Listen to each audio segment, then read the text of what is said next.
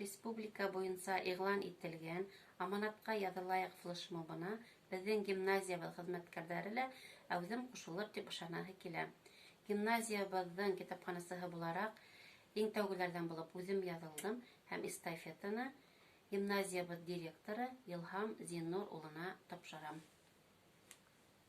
Рәхмәт, Илзира Ришатовна. Без дә Аманат журналына ғаиләбеҙ менән бергәләшеп яҙылыштык.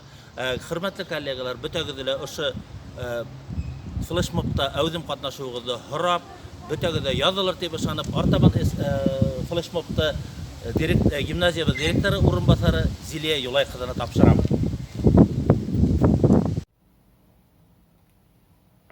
Республикала иғлан ителгән Аманатҡа яҙыл флешмобында мин дә ҡатнашам һәм артабанғы эстафетаны башҡорт теле һәм әҙәбиәте уҡытыусыһы Сәйфуллина Рәғиҙә Хабрахман ҡыҙына тапшырам. Рәхмәт, Зилиә Юлай ҡыҙына.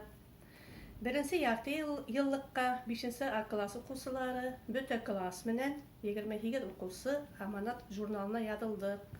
Башҡорт теле һәм әҙәбиәте дәрестәрендә яратып ҡулландык. Аманат журналы уҡыусыларға бик оҡшай. Эстафетаны башҡорт теле һәм әҙәбиәте уҡытыусыһы Михранова Эльвира Ғәйнулла ҡыҙына тапшырам.